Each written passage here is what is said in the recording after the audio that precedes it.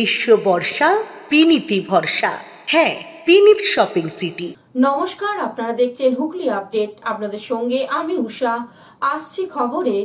হাওড়ার বালি কট লাইনের দুপাশে জমি, বস্তি ও দোকানের উচ্ছেদের নোটিশ দিল রেল কর্তৃপক্ষ। এলাকায় উত্তেজনা। দীর্ঘদিন ধরেই হাওড়ায় বালি কট লাইনের ধারে কম বেশি প্রায় 150টির মতো নানা রকমের দোকান, আবার আচার, ছাতা, জুতো, মোবাইল সহ ইত্যাদি নানান রকমের অস্থায়ী দোকান আছে। বালিতে আগত রেল পথযাত্রীদের কেনাকাটার জন্যই দোকানগুলি রমরমিয়ে চলে। বিগত কয়েকদিন আগে রেলের পক্ষ থেকে একটি নোটিশ জারি করে বলা হয় যে রেলের এই দখলদারি জায়গায় গজিয়ে ওঠা ওই দোকানদারদের 4/6/2025 তারিখে সবাইকে দোকানগুলি খালি করে দিতে হবে। এটা পুরোটাই রেলের জায়গা। রেলের এই নোটিশ পাওয়ার পর সব দোকানদাররা 3/6/2025 তারিখে একটি মিছিল বের করেন। তাদের প্রধান বক্তব্য, আমাদের দোকান খালি করতে বলেছে রেল, কিন্তু আমাদেরকেও একটা বিকল্প রাস্তা বের করে দিতে হবে। দরকার পড়লে আমরা সকল দোকানদাররা রেলের রিস্ক নিতেও রাজি। তবে সূত্র মারফত খবর শোনা যাচ্ছে 18/6/2025 তারিখে সবাইকে চূড়ান্ত দোকান খালি করতে বলা হয়েছে রেলের তরফ থেকে। বালি দুর্গাপুর অভয়নগর 1 নম্বর পঞ্চায়েতের প্রধান সোনালী সমাদ্দার রেলের জায়গা দখল করে বসা এই সমস্ত অস্থায়ী দোকানদারদের পাশে এসে দাঁড়ান। এ বিষয়ে 1 নম্বর পঞ্চায়েতের প্রধান সোনালী সমাদ্দার কি জানাচ্ছেন শুনবো। মমতা ব্যানার্জি মুখ্যমন্ত্রী, আজ যিনি মুখ্যমন্ত্রী মমতা ব্যানার্জি যখন রেলমন্ত্রী ছিলেন তখন এরকম হয়েছিল। তখন যদি উনি পারেন যে যারা দোকানদার ছিল তাদের উচ্ছেদ না করে পুনর্বাসন দিতে, তাহলে আজকের রেলমন্ত্রী যিনি আছেন অশ্বিনী বৈষ্ণব, তারাও উচিত যারা এখানে দোকানদার ব্যবসা করছেন তাদের জন্য পুনর্বাসন দেওয়া হয়।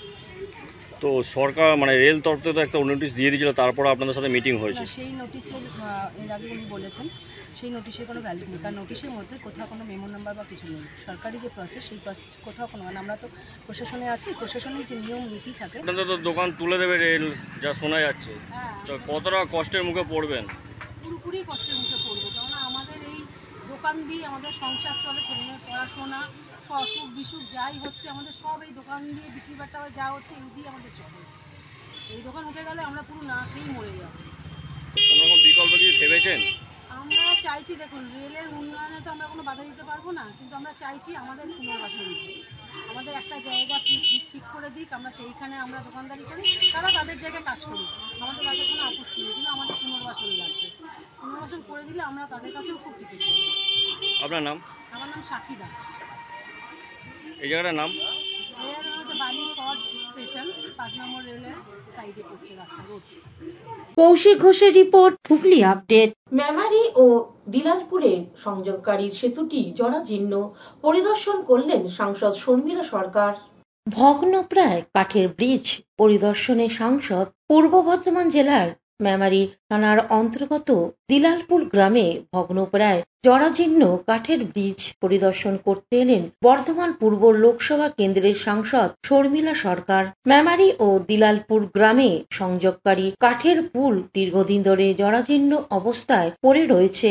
এই কাঠের ব্রিজ না থাকলে দিলালপুরের মানুষকে প্রায় 6 থেকে 7 কিলোমিটার রাস্তা ঘুরে যেতে হবে। দাবি ছিল এই কাঠের ব্রিজ পাকা করতে হবে। সেই নিয়ে গত লোকসভা ভোটের আগে এই গ্রামে ভোট বয়কটের ডাক দেওয়া হয়েছিল। গ্রামে কোনো মানুষ লোকসভা ভোটে ভোট দেননি। এবার সামনেই বিধানসভা ভোট, তার আগেই এই ব্রিজ পরিদর্শন করে তা নতুনভাবে করার পরিকল্পনা নেওয়া হয়েছে। এখন দেখার পালা ব্রিজের কাজ শুরু হবে। কবে ব্রিজের কাজ শুরু হবে, এই বিষয়ে সাংসদ শর্মিলা সরকার সাংবাদিকদের কি বলছেন শুনবো। আমি তো পরিদর্শন করি না, আমি পরিদর্শন কোনদিন করতে আসিনি। আমি দেখতে এসেছি, সামলাতে এসেছি। আমি ধন্যবাদ দিচ্ছি এমপি ম্যাডামকে, তাকে আমি বোঝাতে পেরেছি যে মেমারিতে এই ব্রিজটাকে সামনে রেখে আপনার ভোট বয়কট হয়েছিল, আর আপনার টাকাতেই যদি এই ব্রিজটা করতে পারি তাহলে এই গ্রামের মানুষ খুশি হবে। তো তিনিও রিয়েলাইজ করেছেন বিষয়টা, এবং আমি বললাম আপনি গিয়ে আগে দেখুন ব্রিজটা আমরা ফালতু বলছি কিনা, কারণ ডিপার্টমেন্টের টাকার দরকার। সেই টাকাটা যদি এমপি ফান্ড থেকে দেওয়াতে পারি তাহলে ব্রিজটা সুন্দরভাবে হবে। চেষ্টা লেগে রয়েছে যে কোনো ফান্ড থেকে ব্রিজটাকে করার, কিন্তু বুঝতেই পারছেন কেন্দ্র সরকারের চরম অসহযোগিতা। তারপরও আমাদের এটা করতে হচ্ছে। এমপি ম্যাডাম কথা দিয়েছেন, আমরা 2-3 দিনের মধ্যে এক্সটিমেট রেডি করে পাঠাবো। এমপি ম্যাডাম নিশ্চিতভাবে আপলোড করে দেবেন এবং আমি আশাবাদী এবার নিশ্চিতভাবে আমাদের এই ব্রিজটা হবে। আপনি নিজে উঠলেন, এমপি ম্যাডাম উঠলেন, দেখতে পেলেন যে কতটা আতঙ্কগ্রস্ত হয়ে এটা তো আমার গ্রাম, আমার তো এখান থেকে ছোটবেলা থেকে যাতায়াত। আমার প্রথম দিন থেকে দিলেলপুরে যেদিন থেকে মাইক ধরেছিলাম বলেছিলাম যে আমি দিলেলপুরের টোটাল গ্রামের রাস্তাটাকে পাকা করব আর এই ব্রিজটাকে পাকা করব। ব্রিজটা পাকা করতে গিয়ে যে 1.5 কোটি 2 কোটি টাকার দরকার, এর সংস্থান আমার ক্ষমতায় কুলোয়নি বলে করতে পারি, কিন্তু অনবরত চেষ্টা চলেছে। দেখা যাক, ইমিডিয়েট একটা ভালো জিনিস যদি করে দেওয়া যায় আগামী দিনে। আমি বলছি তো, এটাতে আমরা এমন করে দেবো যে বড় গাড়ি, বড় এখানে লরি যাতায়াত করবে, বাস যাতায়াত করতে পারবো। কিন্তু আপাতত একটা কংক্রিটের ব্রিজ অন্তত এমার্জেন্সি চালানোর ব্যবস্থা যাতে করতে পারি সেই চেষ্টা হচ্ছে। এমপি ম্যাডাম এসেছিলেন, তাকেও ধন্যবাদ। ব্রিজটা হুগলির মেমারি থেকে আশিস কুমার ঘোষের রিপোর্ট, হুগলি আপডেট। কন্যা সন্তান অবহেলিত নয়। প্রথম কন্যা সন্তান হওয়ায় গর্বিত পিতা কন্যাকে হাসপাতাল থেকে বাড়ি নিয়ে গেলেন ব্যান্ড বাজিয়ে শক্তিপুর এলাকায়। প্রথম কন্যা সন্তান হওয়ায় ফুল দিয়ে গাড়ি সাজিয়ে পুষ্পবৃষ্টি ছড়িয়ে হাসপাতাল থেকে বাড়ি নিয়ে এলো পরিবারের লোকেরা। সমাজে এক অন্যতম নজিরবিহীন ঘটনা ছবি ধরা পড়ল শক্তিপুর থানা সুতাপাড়ায়। পরিবার সূত্রে জানা যায়, হাসপাতালে প্রথম কন্যা সন্তানের জন্ম হওয়ার খবর পেয়ে আনন্দে আত্মহারা হয় পরিবারের লোকেরা।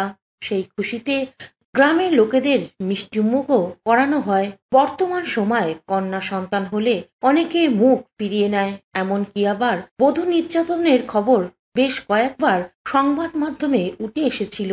কিন্তু এরকম নজিরবিহীন ঘটনা এলাকার মানুষকে চোখে আঙুল দিয়ে বুঝিয়ে দিয়ে শুধু ছেলে নয়, মেয়েরাও বংশের প্রদীপ জ্বালাতে পারে।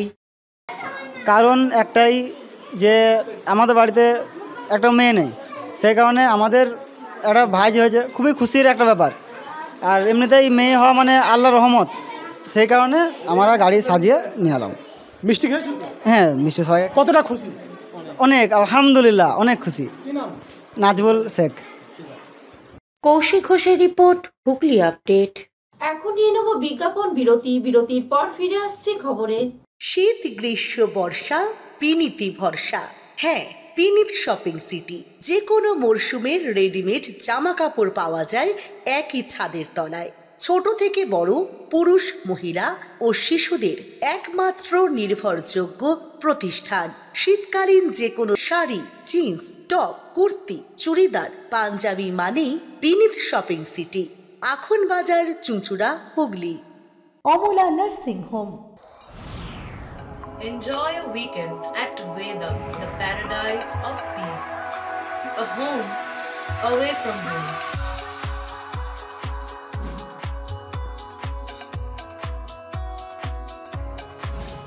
See yourself resonating with the nature.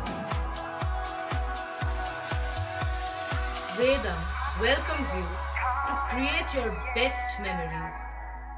আগাম সচেতনতার বার্তা দিয়ে পথে নামলো ভারত স্কাউটস অ্যান্ড গাইডসের হুগলি জেলার শাখা।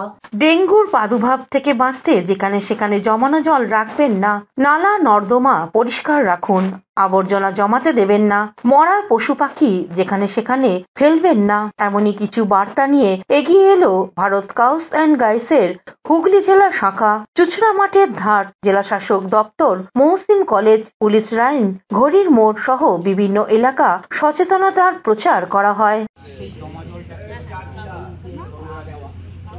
অনেক সময় হয়তো একটা ফাটা টায়ার আছে, তো সেইটা জল জমছে, তো সেটা না ফেলে দিয়ে আমরা রেখে দিয়েছি। এটা হচ্ছে ইগনোরেন্স। আমরা কি চায়ের কাপটা খেলাম,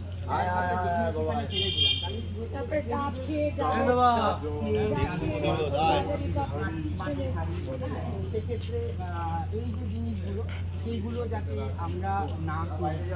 হুগলি থেকে চন্দনা দত্তের রিপোর্ট, হুগলি আপডেট। মাধ্যমিক ও উচ্চ মাধ্যমিকের উচ্চ স্থান অধিকারীদের অধ্যাপক শম্ভুচরণ ঘোষ স্মৃতি পুরস্কার প্রদান করা হলো হুগলি চুচড়া নজরুল স্মৃতি সংরক্ষণ সমিতির পক্ষ থেকে। হুগলি চুঁচুড়া নজরুল স্মৃতি সংরক্ষণ সমিতির আয়োজনে চুঁচুড়া জ্যোতিষ ভবনে হুগলি চুঁচুড়া শহরের মাধ্যমিক ও উচ্চ মাধ্যমিক পরীক্ষায় উচ্চ স্থানাধিকারী ছাত্রছাত্রীদের অধ্যাপক শম্ভুচরণ ঘোষ স্মৃতি পুরস্কার প্রদান করা হলো। এছাড়াও উচ্চ মাধ্যমিক পরীক্ষায় কলা বিভাগের ছাত্রী সুচিশ্রী চট্টোপাধ্যায়কে হামিদুল হক স্মৃতি পুরস্কার প্রদান করা হয়। দিশা ও সাংস্কৃতিক সংস্থার শিশু শিল্পীরা উদ্বোধনী সঙ্গীতের মধ্য দিয়ে সবার কাজ শুরু হয়। নজরুল বিষয়ক আলোচনায় অংশ নেয় প্রবণ কুমার দাং। তিনি হুগলি জেলের নজরুলের অবস্থান বিশদ ব্যাখ্যা করেন। উপস্থিত ছিলেন কার্যকরী সভাপতি বদরুল হাসান, উদয় চট্টোপাধ্যায়, সোমনাথ চট্টোপাধ্যায় সহ বিশিষ্টজনেরা। দেশপ্রেমীদের বিদ্রোহের ডাক বলাই বাহুল্য, সরকারের টনক নড়ল, ইংরেজদের চোখ আগেই পড়েছিল, পুলিশ আসলো ধূমকেতু অফিসে। আনন্দময়ীর আগমনের প্রকাশকাল 26শে সেপ্টেম্বর 1922। তিনি নিজের ধূমকেতু পত্রিকাতেই ছেপেছিলেন কবিতা। মনে রাখতে হবে, ধূমকেতু কিন্তু তখন শুধু একটা পত্রিকা নয়। হুগলি থেকে শ্যামল সিনহার রিপোর্ট, হুগলি আপডেট। সহচরী ময়নাডাঙ্গা মহিলা গোষ্ঠীর উদ্যোগে বিভিন্ন সামাজিক কল্যাণমূলক কাজ করা হলো। চুঁচুড়া স্টেশন রোডের সহচরী ময়নাডাঙ্গা মহিলা গোষ্ঠীর উদ্যোগে সমাজে পিছিয়ে পড়া ছাত্রছাত্রীদের নিয়ে 3 দিনের এক ক্যাম্প অনুষ্ঠিত হয়ে গেল। বিভিন্ন কল্যাণমূলক কাজে এই মহিলা গোষ্ঠী এগিয়ে আসে। ক্যাম্প শেষে ছাত্রছাত্রীদের পুরস্কার ও প্রশংসাপত্র দেয়া হয়। নমস্কার, আমি সহচরী গ্রুপের মৌসুমী সেনগুপ্ত বলছি। আমরা আমাদের এখানকার 14 জন সদস্য মিলে একটি গ্রুপ তৈরি করেছি সহচরী নামে। আমরা কিছু কালচারাল প্রোগ্রামও করি আর কিছু সোশ্যাল ওয়ার্ক করি। এই সোশ্যাল ওয়ার্কের মধ্যে এবারে করছি আমরা সামার ক্যাম্প। কিছু স্কুলের, কিছু বাইরের দুস্থ বাচ্চাদের নিয়ে আমরা তাদের। হুগলি থেকে আশিস দাসের রিপোর্ট, হুগলি আপডেট। গ্রীষ্মকালীন রক্ত সংকট মেটাতে এবার এগিয়ে এলো চুঁচুড়া বিদ্যাভবন পল্লী রোড ক্লাব। বিদ্যাভবন পল্লী রোড ক্লাব আয়োজিত রক্তদান শিবির চুঁচুড়া বিদ্যাভবন হাই স্কুলে অনুষ্ঠিত হলো। এই শিবিরে মহিলা সহ 100 জন রক্তদাতা রক্তদান করে। 8ম বার্ষিক রক্তদান শিবিরে সমাজসেবী কীর্তিনারায়ণ চন্দ্র, শ্যাম সুন্দর ঘোষ সহ বিশিষ্ট জনেদের সম্বর্ধনা প্রদান করা হয়। তীব্র তাপদাহের রক্তের চাহিদা মেটাতে ক্লাবের রক্তদান বলে জানালেন সম্পাদক দেবজ্যোতি ঘোষ। 8ম বছর, প্রতি বছর গ্রীষ্মকালীন রক্তের চাহিদা মেটাতে আপনারা জানেন এই সময় একটা সংকট তৈরি হয়। এর জন্য আমরা রক্তদান শিবিরের আয়োজন করি। প্রতি বছর 100 জনের বেশি রক্তদাতা আমাদের এখানে রক্ত দিয়ে আসছেন স্বেচ্ছায়। আমরা আশা করছি আজকেও আমাদের 100-র বেশি রক্তদাতা আজ এই রক্তদান শিবিরে রক্ত দেবেন। আমাদের এটা 8ম বছর, আমরা 8 বছর ধরে এই রক্তদান শিবির করছি। হুগলি থেকে শ্যামল সিনহার রিপোর্ট, হুগলি আপডেট। এখনকার মতন খবর এই পর্যন্তই। প্রতিদিন দেখুন হুগলি আপডেট। নমস্কার।